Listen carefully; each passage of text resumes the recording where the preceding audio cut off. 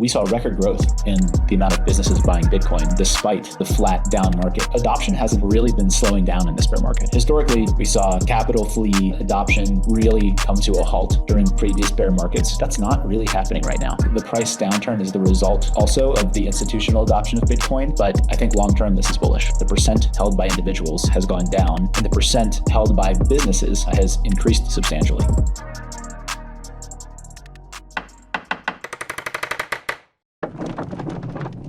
Sup, freaks? Before we get into the show, I just want to send a heartfelt thank you. Thank you for joining us, and ask for one quick thing. Could you like this episode, subscribe to the channel, and if you like the conversation, join us in the comments section. Alex Leishman, CEO and CTO of River, one of the best and most focused Bitcoin financial institution now. How are we describing ourselves? Yeah, we call us a financial institution. Can't say bank yet, but yet. Interesting characterization there, but one of the best in the world. Good friend.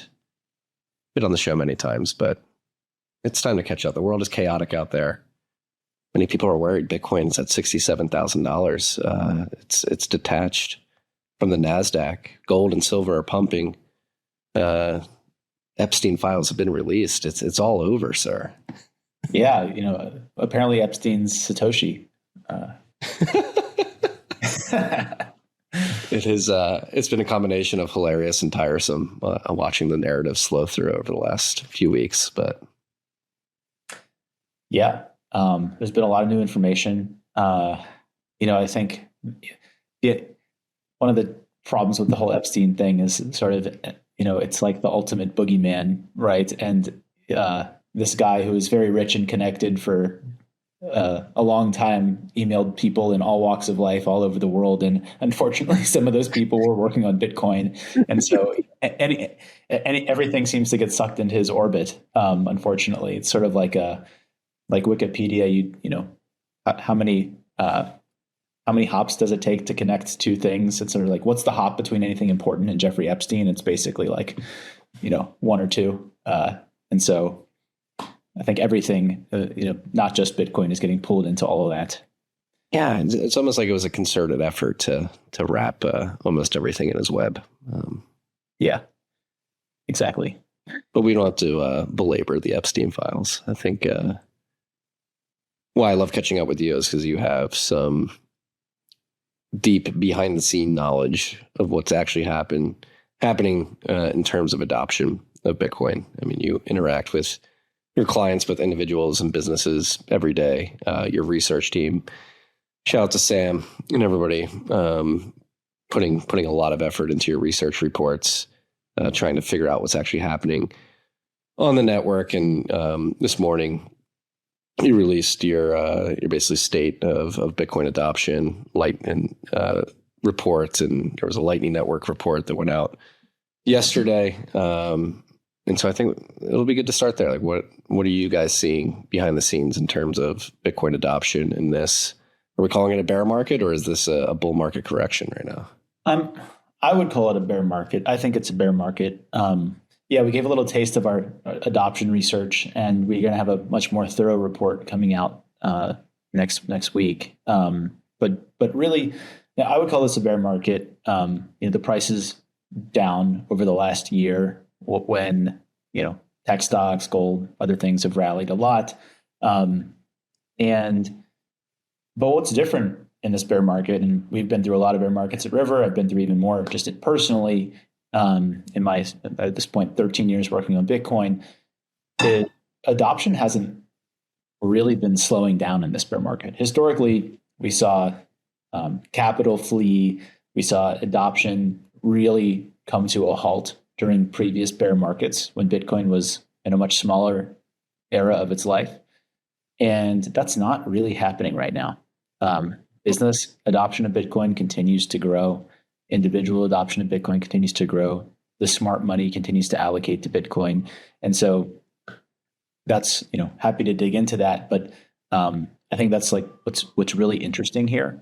And so, we detail a lot of those findings in this report we're going to put out. Well, that's one of my favorite periodic updates you give, is the type of businesses that are onboarding to River and adopting Bitcoin. I think that is high signal, and I think this could dovetail into the adoption and distribution of ownership charts that you guys have been putting out over the last week. But this is a signal that I always look for is somebody runs a business. Yes, we're a media business focused on Bitcoin specifically, so it makes sense that we would invest in Bitcoin as a treasury asset and use it for payroll and other things as well. But I think I've always been waiting for that sort of mainstream breakthrough for business owners who have nothing to do with Bitcoin, recognizing that it's worthwhile for them to hold some on their business balance sheet. And it seems like that's accelerating. Yeah. What we've seen in the last year is that the individual ownership of Bitcoin has decreased, or the net sort of the amount of Bitcoin in existence, the percent held by individuals has gone down, and the percent held by businesses has increased substantially. So, if you look at this chart, you can see that the Bitcoin held by individuals has been eaten up by businesses. Now, it's important to point out, individuals at the end of the day are still the owners of businesses and ETFs and things like this. But I think what this is showing is Bitcoin is maturing. It's now this never would have happened in a previous bear market, right? In previous bear markets, who would have thought that the transfer of Bitcoin would be happening from individuals to businesses and Wall Street? And on the business side, what we're seeing is this isn't all just financial institutions. This is also Main Street businesses. The businesses so in the last year, right, the Bitcoin prices went down, and the amount of businesses that accumulated Bitcoin at River doubled. So we saw record growth in the amount of businesses buying Bitcoin, despite the flat and down market. So so then you could ask, then the obvious question is, well, if all of this is happening, then why is the price dropping? And I think that is actually the most interesting question there is. And I don't think anyone knows the full answer. It's obviously a market full of millions of actors, each making their own decisions.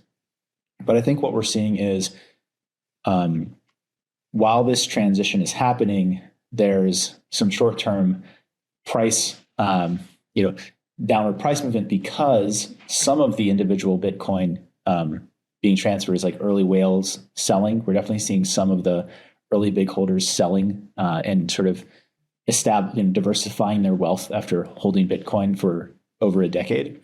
But then we're also seeing, I think, the result of some more sophisticated, maybe less ideological large institutions own Bitcoin, using it for leverage, trading it when needed, selling it because it's the most liquid asset out there on their balance sheet to sell when there's any sort of scare or fear in the market. And so I think this basically, the price downturn is the result also of the institutional adoption of Bitcoin for various reasons. But I think long-term, this is bullish. Yeah. As you see here on the chart too, you have the 2024 figure of net Bitcoin moving from individuals, and it was negative, I think, 525,000 Bitcoin around there, if I recall correctly. So around 1.25, well, let's just say 1.25 million Bitcoin moving out of the hands of individuals towards the sort of entities on the left side of this chart here. And that's what I think. I think a lot of people look at businesses, see plus 489,000, and they think, oh, this is the digital asset treasury companies scooping up all the Bitcoin, but they're certainly getting a large amount of it, but it's not just these types of businesses, right? Yeah, absolutely. And, we're also beyond just operating businesses. Well, and actually, just to give you a taste of who's buying, Bitcoin at River, we really see it all. We see summer camps, putting their excess cash in Bitcoin or using our Bitcoin interest on cash product to hold some cash, but also earn Bitcoin on the interest. We see construction companies, real estate companies, restaurant chains, food manufacturers. A cool one, a really cool one is there's an order of I won't be too specific, but sort of a Christian group, a Catholic group that has been saving in Bitcoin for a long time, and they use the capital gains on that to finance construction of new buildings. So we really see like a really broad array of institutions and businesses buying and using Bitcoin. And it's really, really cool to see, because all the news on Twitter you see is like this Bitcoin treasury company, BlackRock, and everything we see behind the scenes is real Main Street institutions allocating to Bitcoin. What's up, freaks? When you take Bitcoin seriously, you start with custody. You want to control your keys, avoid single points of failure, and make sure your savings cannot disappear because you or someone else screwed up. That is what Unchained has been focused on since 2016. Unchained is the leader in collaborative multi-sig custody and Bitcoin financial services that keep you in control. They secure over $12 billion in Bitcoin for more than 12,000 clients. That means about 1 out of every 200 Bitcoin sits inside an Unchained vault. Their model is simple. You hold 2 keys, they hold 1 key. And it always takes 2 keys to move Bitcoin, meaning their single key can't access your Bitcoin on its own. Just resilient, shared custody that gives you institutional-grade security while keeping you sovereign. Unchained also lets you trade straight from your vault, access Bitcoin-backed commercial loans, open a Bitcoin IRA where you hold your own keys, and set up personal, business, trust, or retirement vaults. They even offer inheritance solutions built for long-term hodlers. Or opt for the highest level private client service with Unchained Signature and get a dedicated account manager, discounted trading fees, exclusive access to events and features, and much, much more. If you want a partner that helps you secure and grow your Bitcoin without giving up control, go to unchained.com and use the code TFTC10 at checkout to get 10% off your new Bitcoin multisig vault. That's TFTC10 at unchained.com. What's up, freaks? If you've been listening for a while, you've probably heard us talk about Bitkey. It's a Bitcoin wallet built for people who want self-custody to actually fit into their lives. Bitkey is a private multi-sig wallet that removes the biggest point of failure in traditional self-custody, the seed phrase, no ceremony, nothing to hide, and no single mistake that can put your Bitcoin at risk. Things get lost. Hey, we know that. Phones get replaced.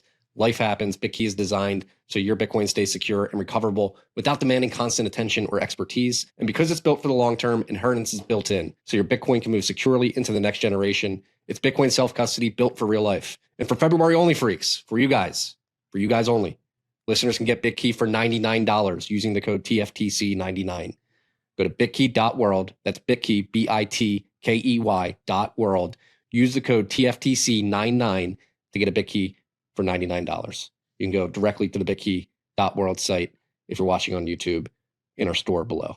Yeah, and I think the pumping of the treasury companies and BlackRock and all that, and the BlackRock stuff really grinds my gears, because everybody's like, BlackRock bought this amount of Bitcoin today, or BlackRock sold that amount of Bitcoin today. And it's like, well, actually, like, they have customers that are buying their ETF, and then they have to go out there. So I think BlackRock is buying it on behalf of their customers, so technically they are buying it, but there's a bunch of individuals driving those flows in and out of that IBIT ETF. But I think one thing, because it was funny, you guys dropped this chart last week, the same day. Here at TFTC, we made this ownership distribution sort of infographic video, for lack of a better description, on the go here. And many people are looking at this chart, watch that video, and said, oh my gosh, like, the individuals are giving up their sovereignty. And it's true, obviously, to an extent. It's undeniable from the chart. More individuals are selling their Bitcoin, as you said earlier, a lot of whales.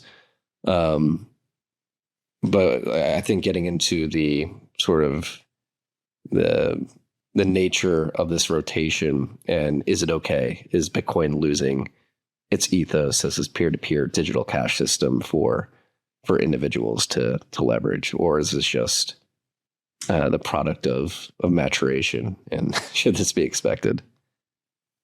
I think that it's to be expected. If you look at any mature asset, there's a lot of institutional involvement, right? No asset can hit maturity and be globally important and have no major institutional involvement. I don't see how that could possibly work.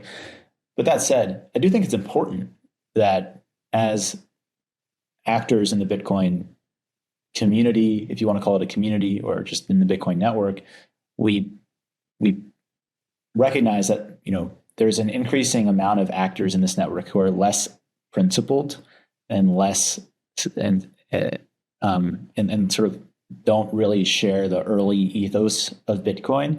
And so we need to make sure that the governance and the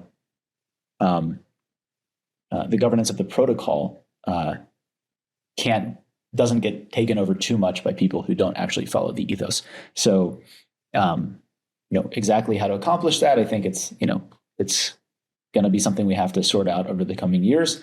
And I'm not actually too worried about it, but it is something we should be thoughtful about. Yeah. No, I think people look at this chart right here. Institutions may own a majority of Bitcoin within a decade and shriek.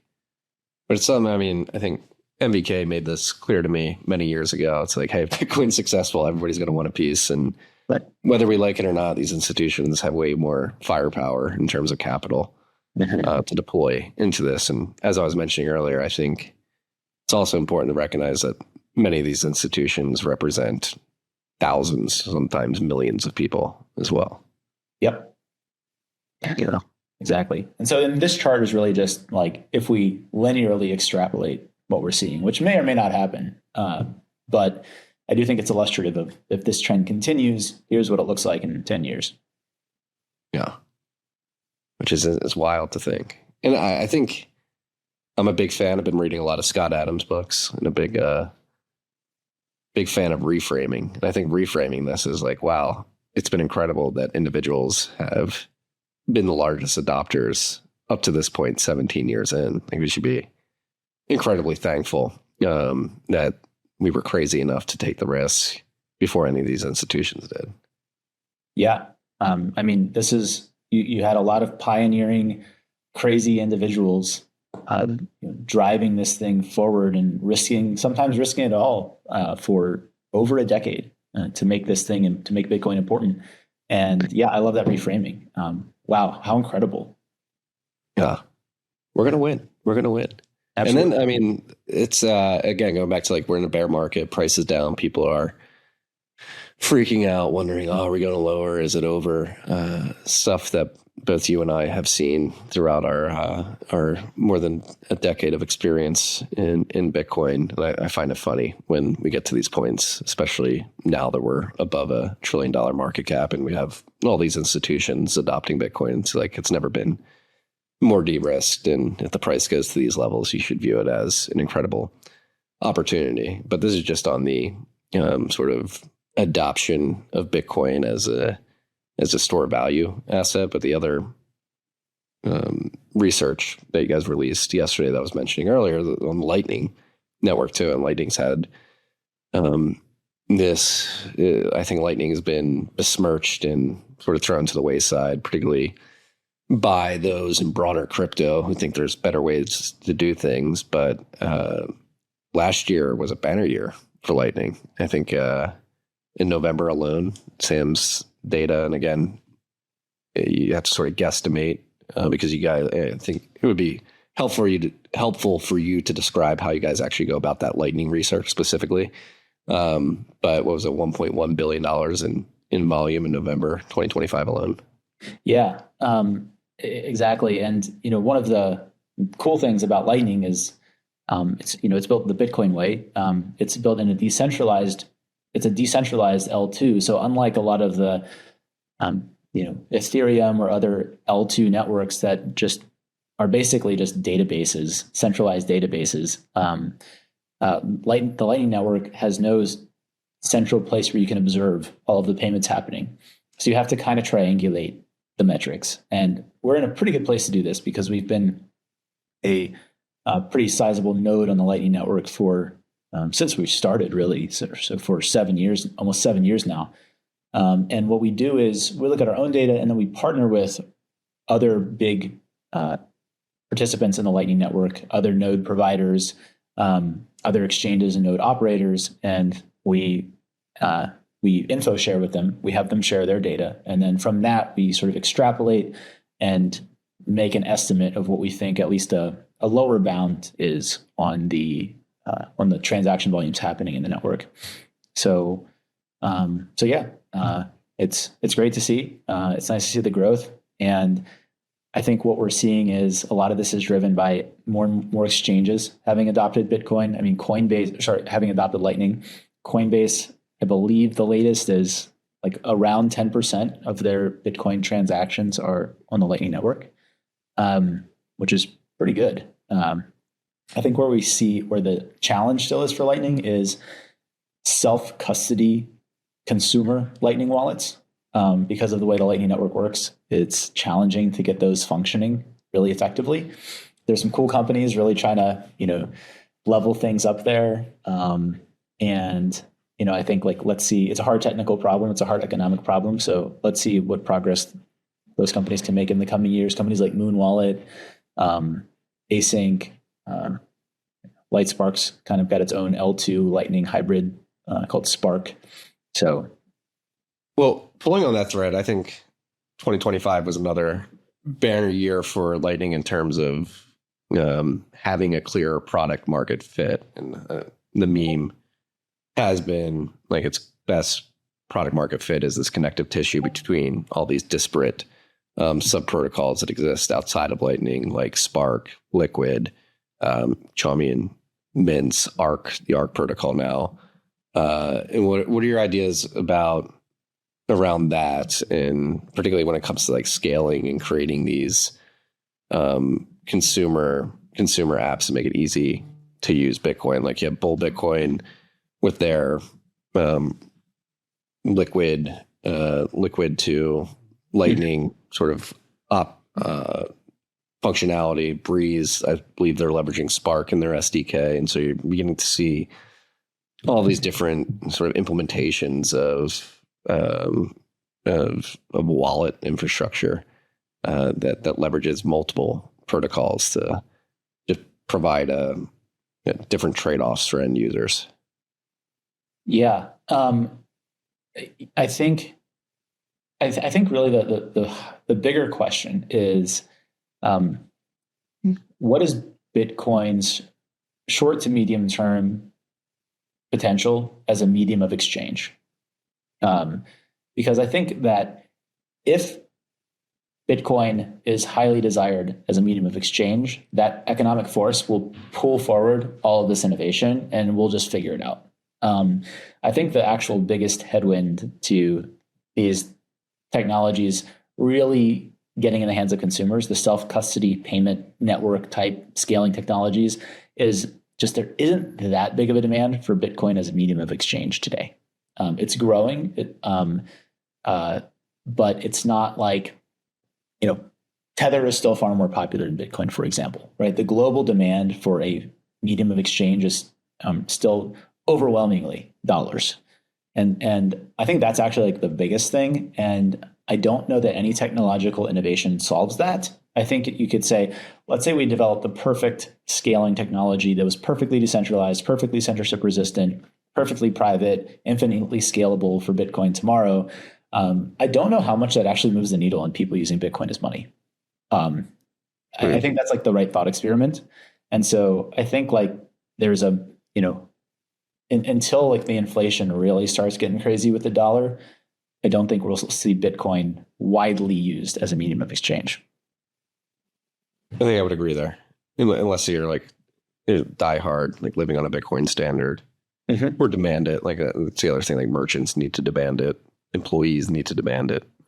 We have many TFTC that do, and so just via nature of those demands that get paid in Bitcoin, we have to use it as a medium of exchange to make sure we can make payroll for them.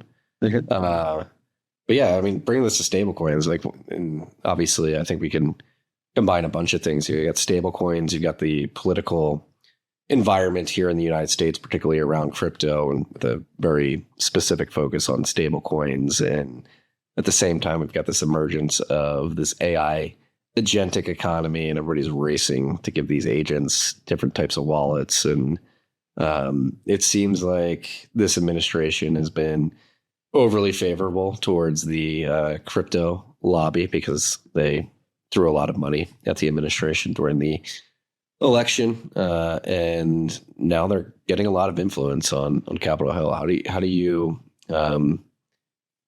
what are your thoughts on this sort of nature of we're sort of in the room now, but crypto's in the room as well. And a lot of what I would deem to be idiotic ideas are being taken seriously, and maybe some distractions away from the signal that is Bitcoin. Yeah, I think, the unfortunate reality of, the confluence of politics and capitalism is that sort of short-term money, even if it's coming from bad ideas or scammy things, can get a lot of influence in politics. And I think that's what we're seeing a lot of. And, I think that it's overall probably good that they're just like chilling out a bit from a regulatory perspective. The real challenge for all of us was getting debanked.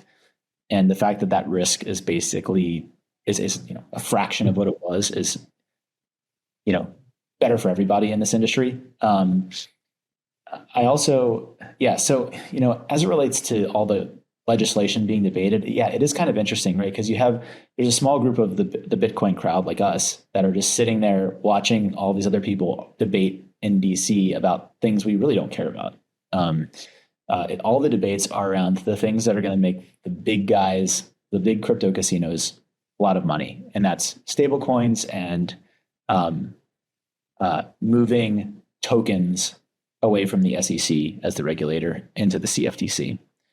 And so, it's kind of like I watch the debates, but I also don't really care about what they're talking about, because it just it's just none of it's about Bitcoin. So that's how I feel. I think stablecoins are I think they're interesting if you live in a country that has capital controls and you want dollars. Other than that, I have a hard time seeing where they're really going to take off. I could be totally wrong, but it just doesn't seem like for a domestic use case in the United States, stablecoins just don't seem that compelling. What's up, freaks? This rip is brought to you by our good friends at Silent. Silent creates everyday Faraday gear that protects your hardware. We're in Bitcoin. We have a lot of hardware that we need to secure. Your wallet emits signals that can leave you vulnerable. You want to pick up Silent's gear, put your hardware in that. I have a tap signer right here. I got the Silent card holder, replaced my wallet. I was using Ridge Wallet because it's secured against RFID signal jacking. Silent, the card holder, does the same thing. It's much sleeker, fits in my pocket much easier. I also have the Faraday phone sleeve, which you can put a hardware wallet in. We're actually using it for our keys at the house too. There's been a lot of robberies. They have essential Faraday slings, Faraday backpacks. It's a Bitcoin company. They're running on a Bitcoin standard. They have a Bitcoin treasury. They accept Bitcoin via Strike. So go to slnt.com/TFTC to get 15% off anything, or simply just use the code TFTC when shopping at slnt.com. Patented technology, special operations approved. It has free shipping as well. So go check it out. What's up, freaks? This rip was brought to you by our good friends at Salt of the Earth. It's so delicious. This is my pink lemonade electrolyte mix. It's pink Himalayan salt. There's no sugar. It's way better than LMNT Liquid IV. I went through a big electrolyte kick, testing them all out, and I landed on this, settled on this, been drinking it pretty consistently every day for 2 years now. It is my favorite. This is the pink lemonade. They have orange here. As you can see, this one's ripped. I had this on the train ride back from New York last night. I'm always stocked up with these things. They also have creatine packets. Very convenient, particularly if you're traveling and you like to work out. You like get those brain juices flowing. They have these creatine packets as well. They're about to launch a bunch more flavors, lemon lime, watermelon, and a few others as well. So go check it out. Go to drinksote, drinksote.com. Use the code TFTC for 15% off. Seriously, game changer in our house. My wife drinks it. I drink it. Our boys drink it. Stay hydrated. It's a beautiful thing. Well, hey, they're going to give us yield on our savings now. You hear that? It's like, I mean, I could already get that, right? So it's kind of just like this weird abstraction in a bank account that is unclear anyone really needs. Well, it seems to be a big topic of contention right now on Capitol Hill between the banks and Coinbase specifically. I mean, this whole, and then that's another interesting sort of sub theme, this sort of clash or intersection. Who knows ultimately what it will prove to be, but it seems like the TradFi guys are looking at Bitcoin and crypto becoming more prominent and clutching their pearls a bit. This fight over sharing the yield on stablecoin is very interesting. yes, the banks don't want the stablecoin issuers to be able to pay back interest to the holders, because then they're worried that that will give them competition, because these big banks are scamming everyone basically. Like your checking and savings accounts, if you just have like the default ones at the largest banks, JP Morgan, Chase, Bank of America, Wells Fargo, they're paying like 0.01%, like most of their account holders. And they're just eating all of that money for free. And so they don't really want super consumer friendly ways to earn actual market interest rates. So they're fighting that. But I mean, we already offer a high yield interest rate at River. Like if you have cash in River, you earn 3.3% and you earn it in Bitcoin. So, fintechs are already competing with them. But I think like just bank accounts are so sticky in general that, you get so many people that they've just had a Chase account their whole life, and they're okay just with Chase basically taking all of their interest. Taking it, putting it in a carry trade, levering it up like 10x more so they can profit. Yeah. And that's the interesting. I talked to some guys at treasury. I was at a BPI event in DC, and they're saying the banks are worried because they'd have to unwind all that, and it makes them have to have a much more narrow focus. But to your point, these alternatives already exist. They exist at River with cash in, get yield. It's automatically converted into Bitcoin. And I think this gets to an interesting point, because like the big clash right now on Capitol Hill is Coinbase versus the banks. Like we want to share the yield, and the market's treating this like the banks are withholding this innovation from the market. Like if Coinbase wins, we'll be able to get our yield. But it's like, hey, it already exists, which points to maybe positioning a narrative problem that we have in Bitcoin. Like these things already exist. You just need to go out and find them. Yeah. I do wonder if the stablecoin debate is more around the international opportunity. But it's also like Coinbase and Circle see what Tether's doing. They're like, I want to box them out. Totally. Well.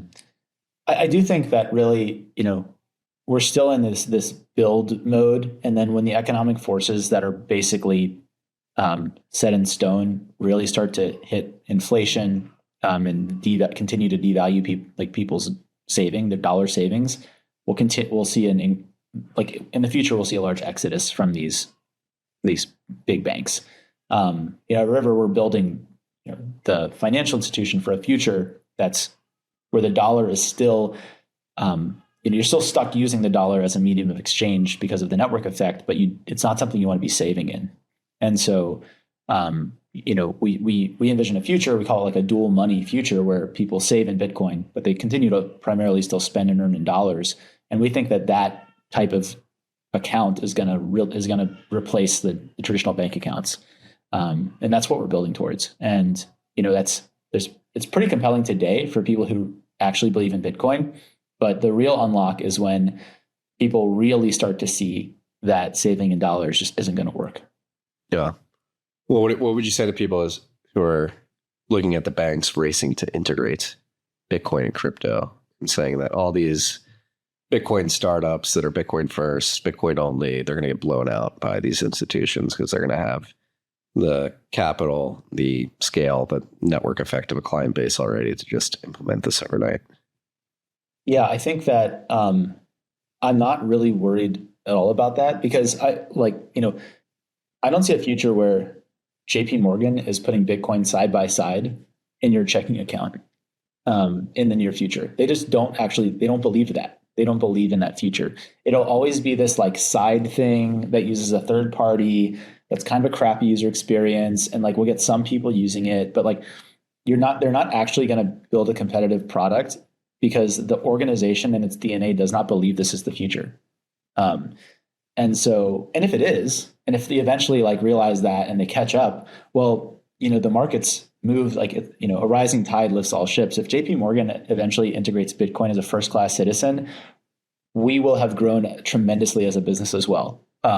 And it will, because a company like River has taken market share. That's why they would start doing it.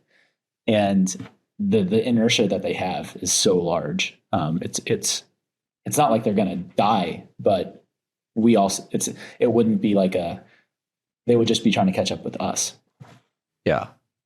I'm a big believer in that too. This is like a Bitcoiner, and who knows, we're early adopters, and who knows if the later waves, the later adoption waves, and the people come on those waves will care at all. But I would find it very hard to believe to trust JP Morgan with my Bitcoin. Yeah, I mean, at the end of the day, they'll care about user experience, and they'll care about what they're getting, right? And I think that's where you compete. They'll care about service, user experience, and economics. Yeah. And I think the upstarts definitely beat on UX, and it's easier. Yeah. Well, that's another interesting topic we dive into, like with this wave of AI tools coming to market. I don't think I've talked to you directly about this. Like, are you guys leveraging these tools at River? And if so, has it changed your perspective on what the future trajectory of the growth of your business from a revenue profitability standpoint, but more importantly from like a headcount standpoint, has it affected your views on this at all? I have kind of two competing thoughts in my head at the same time about these things. On one hand, I do believe that as these tools continue to accelerate in their capabilities, it'll unlock tremendous potential to move faster for our business. It's already pretty heavily improved the productivity for our engineering team in a number of places, but not every place. And I think that really what a lot of these tools are surfacing to people is the hard part was never really writing the code for most things anyways. There are certain like tasks and aspects of building an application or a tech company where just like writing the code and getting this thing done is like just a lot easier now. But all of the consequential things that you do are usually not that. The consequential things that you do are usually require humans to synthesize the complexity and apply taste and their understanding of their client base to prioritize and make changes to the product.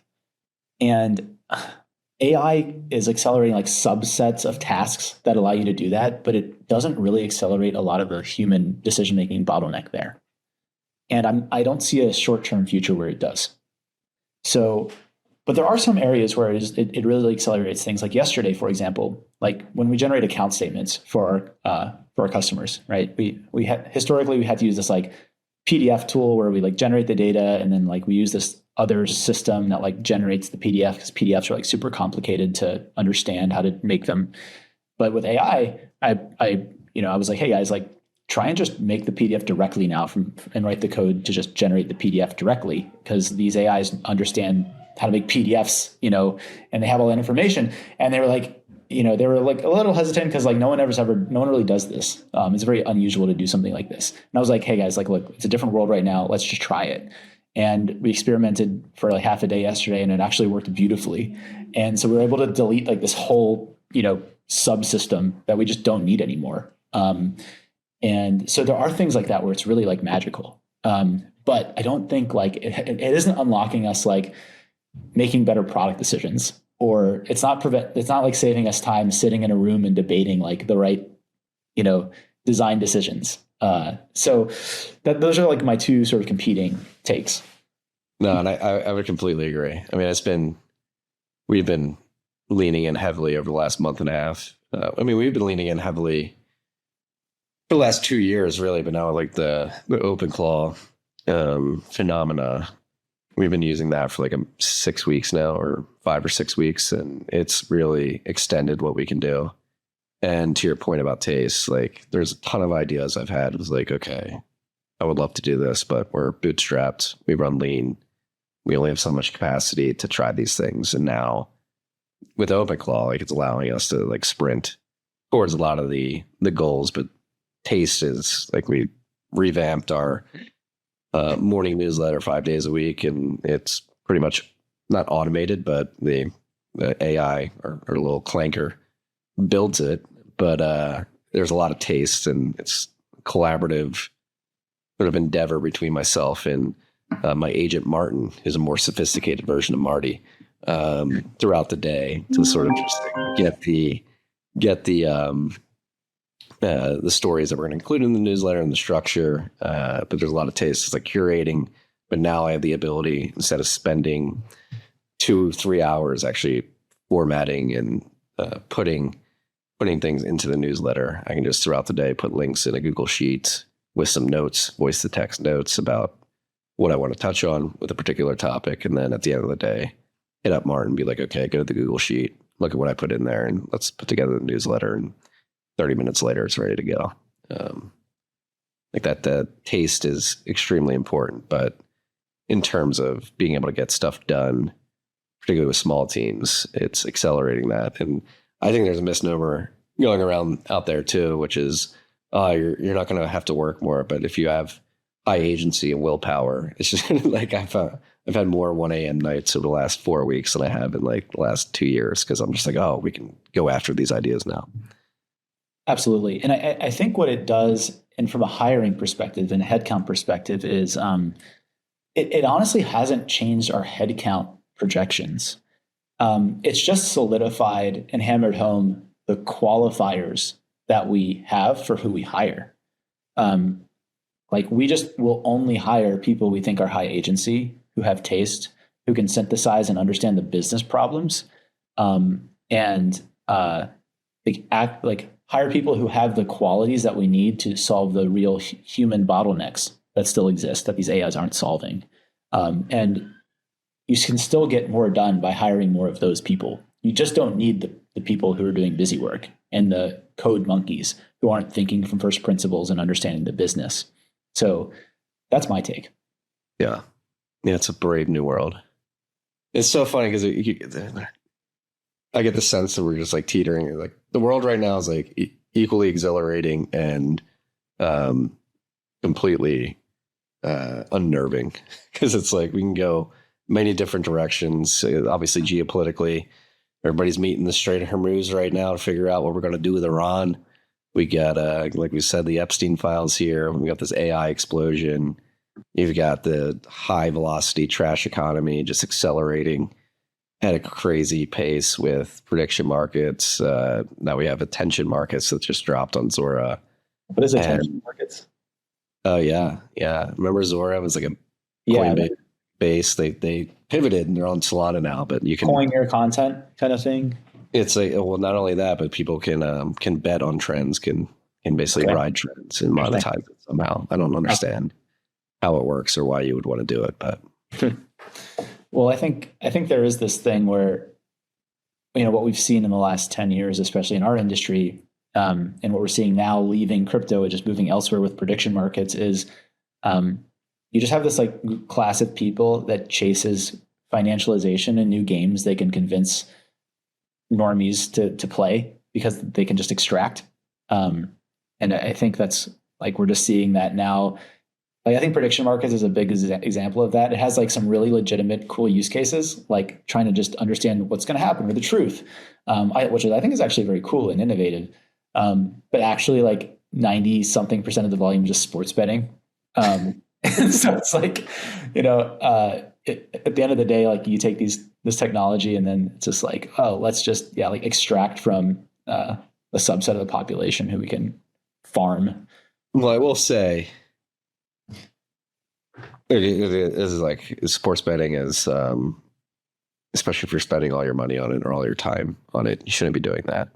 But if you're trying to compare it to like DraftKings or like the big books, it's like, okay, I can see the argument like prediction markets make more sense because there's no house to take it big and to play both sides. Like it's peer to peer. If you want to take that risk, you can also trade in and out of a position, which is interesting. You can like get out, right? Yeah.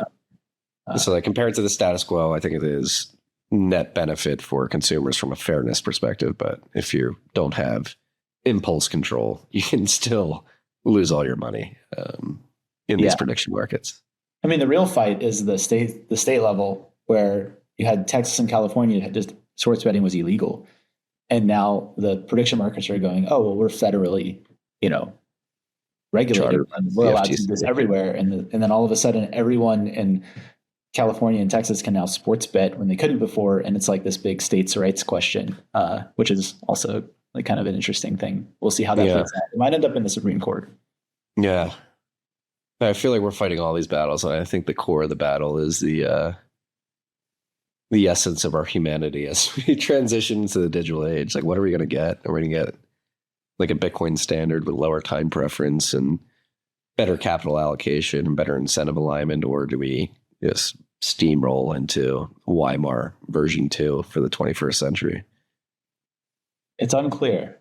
It's unclear. I mean, we might it might allow us to go back to focusing on real things. Like, I don't know, a bull kit, a white pill scenario would be these AIs allow us to get out of the email jobs. Like, the email jobs go away and everyone actually has to go back to doing real things. This, like, the last few decades where everything was just a financial abstraction, and like fewer and fewer people did like real things in the real world. Maybe that gets reversed because like a lot of that can just be done by AIs, and we all go back to manufacturing or farming, or I don't know, or maybe all of that just also gets automated with robotics because the AI advances so fast and then we're all like, well, what do we even do now? And there's actually just like 1,000 people who are like high agency and high IQ enough to actually be valuable, and everyone else is just like, the permanent underclass. Right, exactly. Like, I don't know. I honestly don't know. But that's like, I had a conversation with Justin Moon last week about this, and it's something I've been trying to grapple with in my head. So I think, particularly our generation, I think we broke out of it, but there's a ton of like preconceived notions of how the world works and how humans operate. And I think one of those is that there's just like a natural distribution of people who are high agency and those who have the fluoride stare, if you will. And I don't know, I've been trying to think, like, is there a way that you can instill and engender a culture of high agency if we recognize that it is what you're going to need to have to be successful in this new age? Like, cool. I go back and forth. Like, I can totally, and I probably lean actually towards there's just a natural distribution of people who have it and people who don't. But I'm curious, like, is there like a Spartan-like culture you could put out there to convince people that you need to develop the skills to have agency?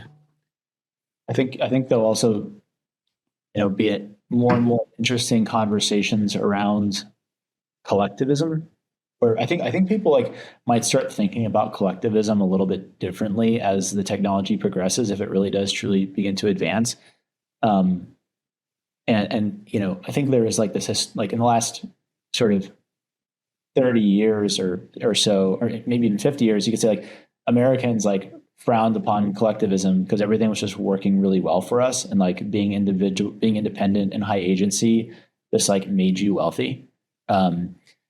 And if that stops being the case, then all of a sudden collectivism might start being viewed differently. Like, hold on a second, like we need to all like, who is my group who I band together with to make sure that like we all benefit and we protect ourselves and put our group first, because being alone, just doesn't work anymore. And maybe like the fact that, we were able to have this ethos at all was just because the US just worked so well. And what's the future of that? Just some unformed thoughts. Yeah. Right, because it's all, I mean, I've seen it up close and personal. Like, it's definitely massively beneficial, but it's still not perfect. Like, I had to slap my clanker around every once in a while. Like, hey, you did that wrong. You're not autonomous yet. They don't learn. And I think there's still some major there's still some major breakthroughs before these things are actually changing everything. Well, that's the other thing I wonder, like how much of like what's being put out there by Sam Altman, by Dario, others is just like them pushing their book and like trying to get their valuations up, raise another $100 billion.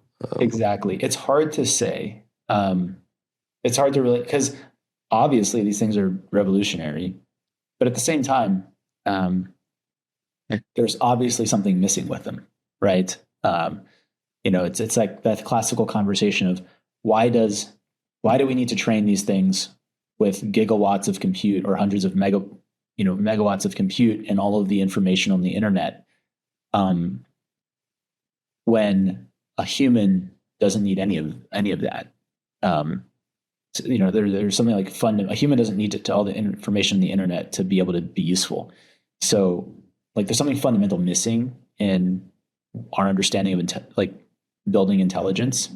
And the real maybe scary thing is if we figure that out, that's when it gets scary. And until then, maybe it's actually just kind of like, I don't know, these things are just really smart but dumb at the same time. Yeah. I think there's been more discussion arising around this too. I mean, the just separating intelligence and consciousness. Like, can you actually be genuinely intelligent in the sense that you can learn new things and have creative thought if you're not conscious? And can these things ever be conscious? I think the answer is probably at some point we'll get there, but I'm also not convinced it's like going to happen in the next few years. I'm not convinced it's like, I could be wrong. I don't have I wouldn't have predicted how good these things are today, 5 years ago. So I want to I do think we should consider a world where extrapolating these things, getting smarter and smarter at an accelerating pace does happen. But at the same time, I just from a first principles perspective, have a hard time seeing how throwing more energy at compute solves that fundamental problem of these things aren't learning. These things aren't handling novel tasks. And every time you send it something, like it has a context window, it doesn't remember anything, right? And those are problems that they're working on. The question is how will they actually be solved in any near-term future? I don't know. Yeah. Is it a problem as insurmountable as scaling logical qubits for quantum computers? Who knows? Yeah. That's been a big. What are your thoughts on the whole quantum debate? I hate being in a position where my argument is betting against humans figuring something out, right? So I hate sort of being somebody who sits there and says quantum computing will never work, and here's why. And the problem I hate being in that position because it's non-falsifiable, right? You can't ever prove you can't prove they won't figure something out. But at the same time, there is some truth to it. It's a really hard problem. I think it's probably overblown, but also what if it's not, right? There's a lot of information asymmetry here. Understanding quantum computing is not easy. It's a highly specialized field. And from what I can tell, there is real progress happening. And I don't think, if what makes Bitcoin great is that I have high confidence that it's going to be functioning effectively 10, 20, 30 years into the future. And so we always want that to be true. We always want people to believe that Bitcoin will always function and be secure many, many years into the future. So because of that, I do think we do need to care about this. I do think we need to, we are, I mean, there is a lot of development effort already going into post-quantum signature algorithms for Bitcoin and what transitioning to that could look like. And I think that's important work. And I think it should be done with conservatively, but with some urgency. But we also don't want to rush something that creates a vulnerability. So that's my take. That I completely agree. And I think that's been the most frustrating thing about the whole narrative around Bitcoin, its relationship with potential quantum breakthroughs at some point in the future, is that people are saying, you're not doing anything. Will the devs do something? It's well, this has been an ongoing discussion for over a decade. There's a lot of research being done. There's a BIP out there that could potentially be merged if you want to put your Bitcoin in an address that's nested in a tap leaf that is quantum resistant. You may be able to do that at some point soon. But then to your point, I mean, you don't want to rush it because you could introduce some sort of critical vulnerability that destroys the network itself. But I think another interesting perspective that somebody like you could provide, what would the logistics of your business, like the transition to this for your business look like? Like how many different sort of things would you have to change if we were to transition to this? So there's a few components here. One is cold storage. One is a hot wallet, which is where, most transactions are going in and out of every day. What we would probably do is, let's just put totally aside, how do we handle like the lost coins or, the coins that don't get moved over to a new quantum secure signature.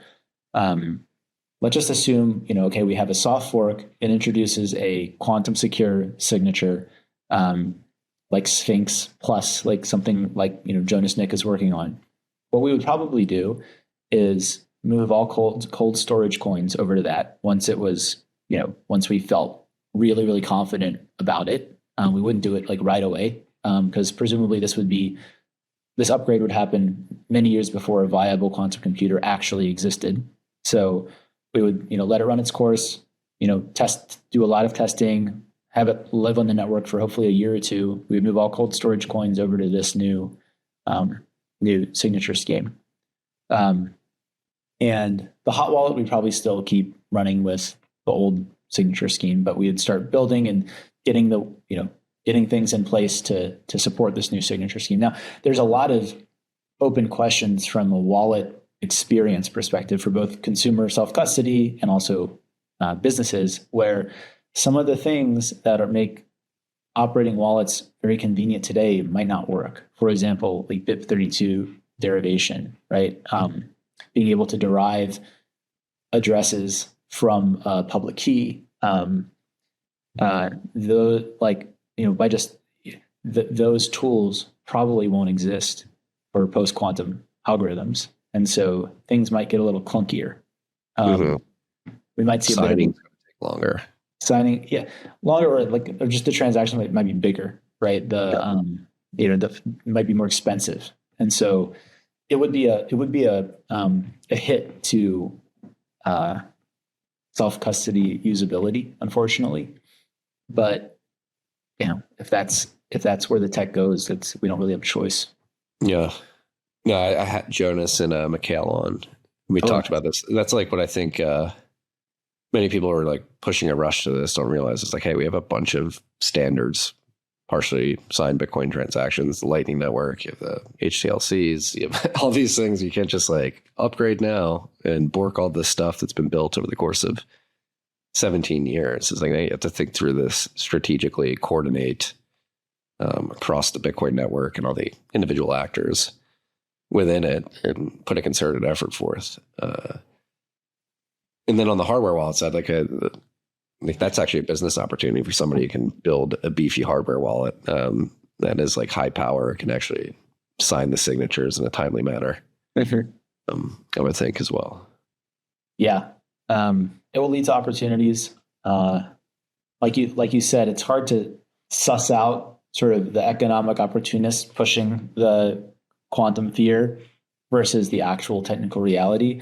And I think that at the end of the day, really no one knows, right? You don't know what's going to come out of the mind of some guy in the lab at Google. Or some model. Maybe the models figure out how to learn actually. And they're like, hey, guess what? Right.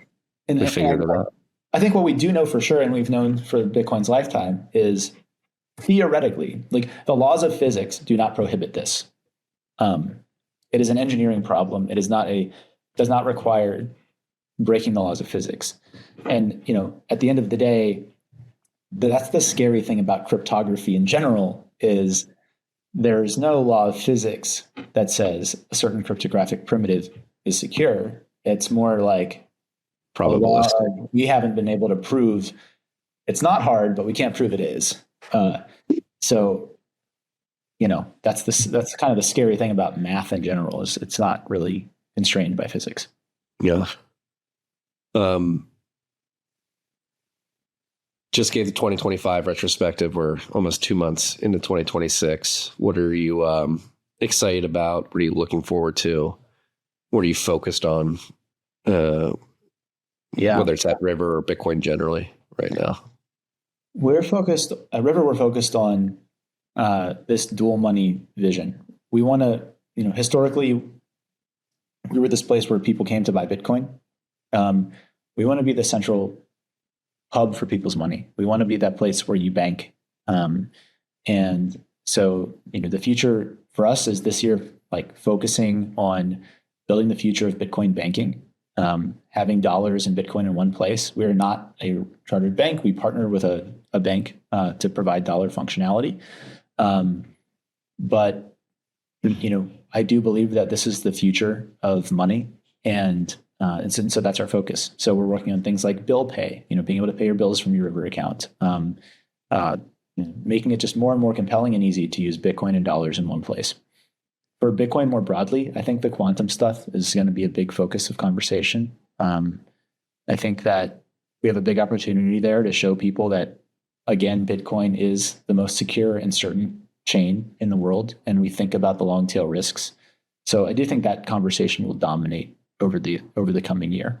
And I think every time a new blog post comes out from a quantum lab, it'll reflame, reignite these conversations about Bitcoin and quantum. And I think every month that happens, we'll have better and better answers for people. Yeah. That's funny too. I think we caught at least some of the grifters yesterday because 2 weeks ago we had a large downward difficulty adjustment. There are many people on the quantum side saying, look, the miners recognize the quantum risk. They're unplugging. They're giving up on their investment.